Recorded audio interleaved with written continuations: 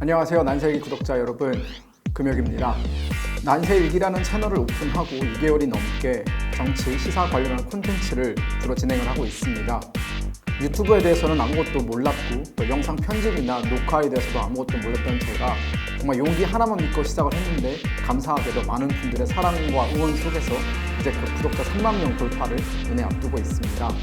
그래서 오늘은 난세일기라는 채널을 만들 당시의 초심으로 돌아가서 왜 이런 유튜브 영상을 찍게 되었는지, 그리고 난세일기가 앞으로 추구하는 목적이 무엇인지에 대해서 여러분들한테 한번 소상히 설명드리고자 이번 영상을 만들게 되었습니다.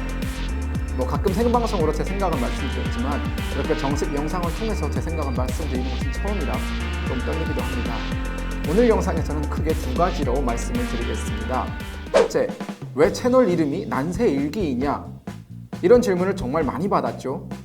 제 스스로 판단하건대 우리 대한민국은 경제적으로나 정치적으로 유례가 없는 발전을 이룩한 당당한 선진국입니다. 경제적인 규모에서도 우리는 세계 10위권이고 국방력 부문에서도 우리는 세계 6위, 7위를 왔다 갔다 하는 그런 강력한 국가입니다.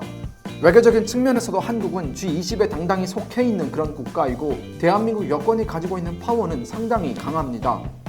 물론 여러 가지 잡음과 또 그런 오류들이 있었지만 여전히 우리 한국의 민주주의는 아시아권에서 보았을 때는 정말 선진적인 시스템이라고 부를 수 있으며 사회적 인프라와 교육 수준 또한 세계 1流급이라고 말할 수 있습니다. 여러 가지 지표를 종합적으로 보았을 때 우리와 어깨를 나란히 하고 있는 국가들은 놀랍게도 영국이나 프랑스, 독일 등등입니다. 20여 년 전 아시아를 시작으로 꾸준히 성장한 한류는 지금 세계 어디를 가도 BTS의 노래가 나오고 한국 감독이 만든 한국 영화가 아카데미에서 무려 4개의 상을 수상하는 그런 쾌거를 이룰 정도에까지 이르렀습니다. 정말 말 그대로 눈부신 발전이라고 말할 수 있는 것입니다. 그러나 안타깝게도 우리는 늘 스스로 중진국 혹은 약소국이라고 생각을 합니다. 거리에 나가 아무나 붙잡고 우리가 강대국이냐라고 물었을 때 제가 생각했을 때 80%의 사람들이 우리는 강대국이 아니다라고 답을 할 것 같습니다. 정치권에서나 시민사회에서나 대학사회에서나 우리 스스로를 강대국이다, 선진국이다 라고 생각하는 사람의 비율이 그렇게 많지 않다는 것은 너무나 안타까운 일인 것 같습니다. 그 이유는 아마도 우리나라를 둘러싼 국가들 모두가 강대국이기 때문인데요.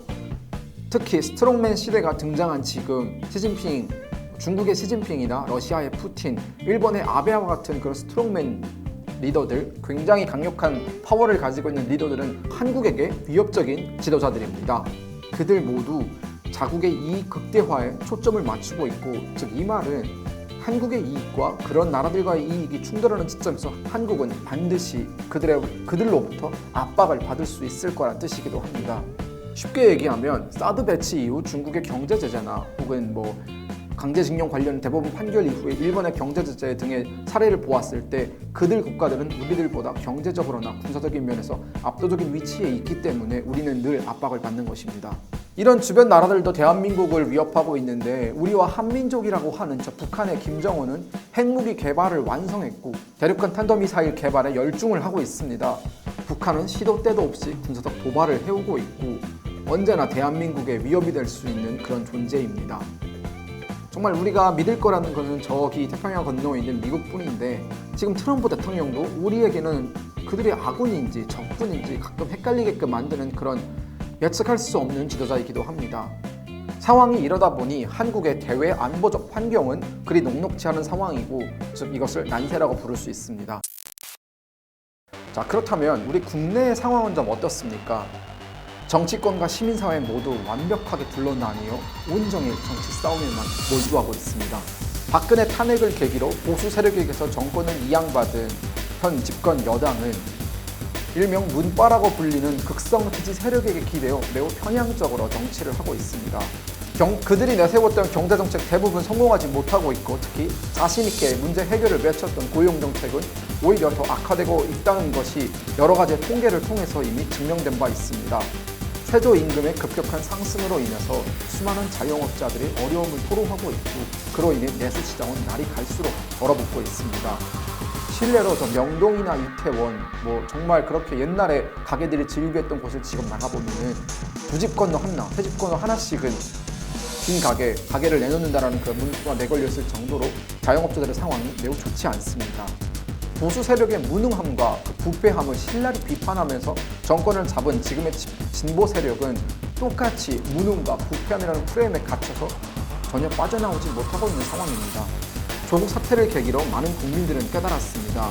본인들은 깨끗하고 정의의 사도인 것처럼 행동하던 그들의 가면이 벗겨지고 그들로 결국 권력 앞에선 어쩔 수 없는 그런 부패에 빠지는 정치 세력이라는 것이 드러나는 것입니다. 특히 저 개인적으로는 청와대의 그런 울산시장 선거 개입이라든가 혹은 그것을 수사하려고 했던 검찰, 즉 윤석열 총장의 그런 수사팀을 공중분해시키는 추미애 법무부 장관의 행태를 보면서 정말 경악을 금하지 않을 수 없었습니다.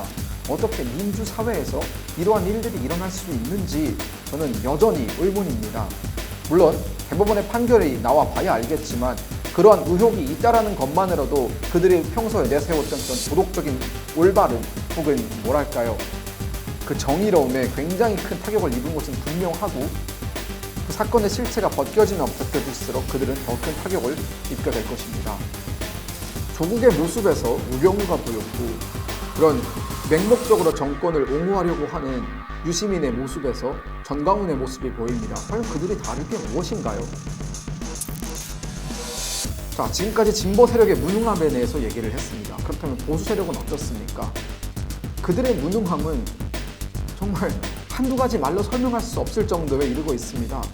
아직도 박근혜 탄핵의 여파에서 벗어나지 못하고 있고 구시대적인 사고방식과 방법으로 정치를 대하고 있습니다. 박근혜 행정부는 불법적으로 탄핵을 받은 것이 아니라 그들의 무능함과 부패로 인해서 국민들로부터 정치적인 탄핵을 받은 것입니다. 보수 세력은 이것을 인정하고 그것을 사과하는 단계에서부터 다시 정치를 시작해야 합니다. 문재인 정권이 잘못한다고 해서 박근혜 정권의 정당성이 되살아나는 것이 절대로 아닙니다. 그들은 그냥 본인들의 정치를 못했기 때문에 권력을 빼앗긴 것입니다. 억울해할 필요가 전혀 없습니다. 보수주의자들이라고 하지만 보수주의가 무엇인지, 앞으로 우리 대한민국 사회에 어울릴 수 있는 합리적인 보수주의는 어떤 형태여야 하는지 전혀 국민들한테 설명을 못하고 있습니다. 문재인 정부를 비판하지만 그들은 어떤 대안을 가지고 있는지, 어떻게 국가를 운영할 것인지에 대해서 국민들에게 설명을 하지 못하고 있습니다. 한마디로 그놈입니다. 국민에게 희망을 주는 정치, 국가 비전을 제시하고 국민의 가슴속에 꿈을 심어줄 수 있는 정치는 그 어디에도 존재하지 않습니다. 정치의 본연의 역할은 사라졌고 지금 남은 것은 오직 상대방을 혐오하고 증오하는 배글의 정치만 남아있을 뿐입니다. 저는 그래서 지금의 이 시국을 난세라고 부르는 것입니다. 두 번째로, 저의 정치적 정체성을 묻는 분들이 최근에 많아지고 있기 때문에 이번 기회에 확실하게 정리를 하고 넘어가고자 합니다. 저는 합리적 보수주의자입니다. 또한 저는 보수주의 철학에 대한 자부심을 갖고 있는 사람이기도 합니다. 제가 생각하는 보수주의는 법과 원칙이 지켜지고 시민의 권리와 의무가 준수되며 그들의 자유가 보장되는 사회를 뜻합니다. 또한 누구에게나 기회가 공평하게 돌아가고 경쟁의 과정과 결과가 법에 의해 지켜지고 보호받는 그런 세상을 뜻합니다. 합리적 보수는 이해도에 합리적 진보와의 협력과 협상을 통해 공존을 이루며 극단적 선동에 의한 그런 혐오 정치가 아니라 합리적 토론을 통한 협력 정치를 구현해 우리 사회의 근본적인 대결 구도를 타파하고 선진적인 민주주의 시스템을 구축하기 위한 그러한 이데올로기라고 볼 수 있습니다. 저는 이러한 합리적 보수주의 정치 철학이 가지고 있는 정당성을 믿으며 어렵겠지만 반드시 우리 사회에 구현시켜야 하는 그런 미래지향적인 정치 사상이라고 생각을 합니다. 언젠가부터 우리 사회에서 본인의 정치적인 색깔을 드러내는 것은 굉장히 부담스러운 일이 되고 있습니다. 이유가 뭘까요? 자신과 생각이 다르다고, 이념이 다르다고 무턱대고 공격하고 생매장시켜버리는 그런 극단적 지지자들의 행태가 우리 대한민국의 정치를 계속해서 뒤로 후퇴시키고 있습니다. 내가 지지하는 정당, 내가 지지하는 정치인은 절대 선이며 그를 위해서 행하는 나의 모든 행동들은 다 정당하다고 생각하는 그런 지지자들의 생각, 그에 반대하는 모든 사람들을 절대 악으로 보고 그들을 집단적으로 공격하는 이러한 행태, 과연 우리는 정상적이라고 말할 수 있을까요? 정치는 우리 삶 모든 영역에 막대한 영향력을 끼치고 있는 매우 중요한 분야입니다. 그렇기에 국민 모두는 정치에 관심을 가지고 있어야 하며 우리가 권력을 위임한 권력의 위정자들이 제멋대로 권력을 남용하지 않는지 항상 감시를 해야 합니다. 그것이 민주주의의 핵심이겠죠. 그러나 성숙한 정치의식, 정치 문화를 가지는 것은 그 무엇보다 중요하다고 볼 수 있습니다. 국민이 정치에 우매할수록 권력은 선전선동을 통한 방법으로 국민을 세뇌하려 들 것이고 그렇게 세뇌당한 군중은 정말 위험한 적이 될 것입니다. 난세일기 채널에서는 앞으로 더 꾸준히 그러한 정치, 시사 관련 이슈를 다루겠습니다. 많은 비판을 받을 것이고 특정 지지 세력에게 많은 공격을 받을 것이라고 예상이 됩니다. 제가 누구를 비판하느냐에 따라서 저를 공격하는 대사가 매번 바뀌겠죠. 하지만 저는 두렵지 않습니다. 그러한 집단적으로 한 사람을 린치하고 모욕하고 생매장시켜버리는 그러한 방법이 정말 무식하고 잘못된 방법이라는 것을 저는 꾸준히 얘기를 해야겠습니다. 저는 또한 우리 사회의 건강한 발전과 미래에 대해 걱정하시고 늘 관심을 가지고 계신 분들 또한 많으리라 확신합니다. 난세일기 채널은 앞으로 그런 분들과의 어떤 협력이나 토론을 통해서 어떻게 하면 우리가 조금 더 건강한 민주주의, 조금 더 선진적인 정치 시스템을 우리 사회에 구현시킬 수 있을 것인가에 대해서 끊임없이 논의를 하겠습니다. 난세를 기록하는 일기장이 되어보려고 합니다.